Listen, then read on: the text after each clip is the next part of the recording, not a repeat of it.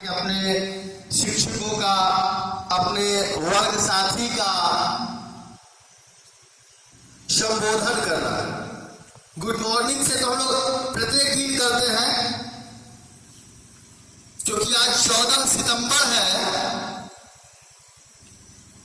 और इस दिन हम लोग अपनी मातृभाषा, जो हमारी मातृभाषा है हिंदी, आज ही के दिन भारतीय संविधान में हिंदी को राजकीय भाषा का दर्जा दिया गया था, राष्ट्रीय नहीं। हम लोग बोलते हैं कि India Hindi is the national language, मगर अभी भी हिंदी पूरे देश में नहीं बोली जाती है। बहुत सारे ऐसे स्टेट हैं, ऐसे राज्य हैं जहां पर हिंदी के साथ दोहरा व्यवहार किया जाता है, हिंदी नहीं बोली जाती है। जैसे आप चले जाइए आंध्र प्रदेश में, तमिलनाडु में, इन सब क्षेत्र में हिंदी का उतना महत्व नहीं है। और बड़े बड़े मैंने विद्वानों को देखा है, विद्वान तो मैं नहीं कर सकता, बट मेरे साथ जो टीचर रहे हैं या कभी कभी हम भी शुद्ध हिंदी भी नहीं बोल पाते हैं, क्योंकि हम लोग एक टोन जो है ना बोलने का वो कुछ अलग है, डिफरेंट है। भारत के संविधान में 22 भाषाओं को संवैधानिक दर्जा दिया गया है। कितने भाषाओं को? जिसमें हिंदी है, अंग्रेजी है, और सभी भाषाओं का यदि हम पिता कहें, सभी भाषाओं का पिता कौन सी भाषा?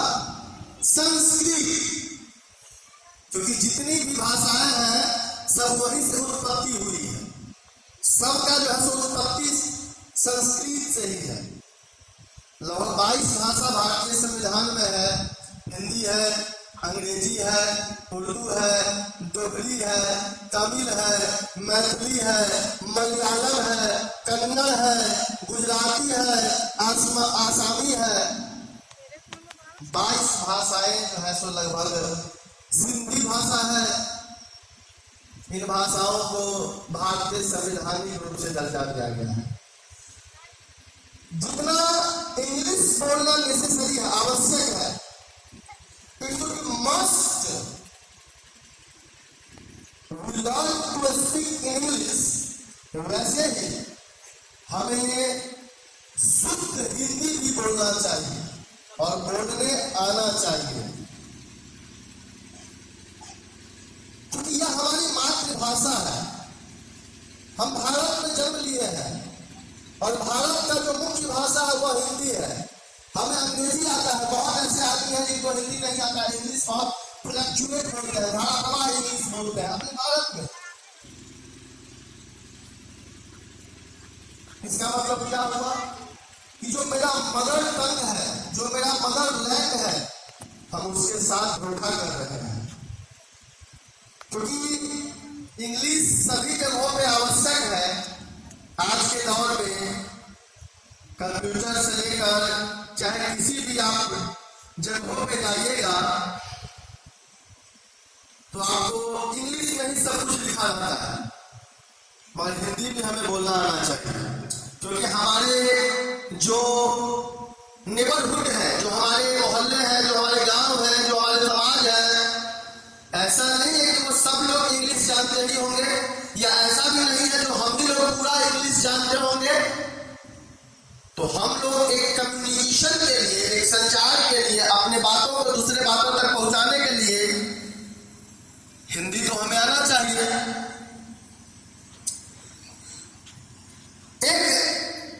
कुछ ऐसे बात होता है ना, कुछ ऐसे शब्द होते हैं जिसका हिंदी हमें कभी भी नहीं पता चलता है, और हम लोग नॉर्मली बोल चाल की भाषा में उसका इंग्लिश यूज करते हैं और हमें यह लगता है कि हम हिंदी बोल रहे हैं।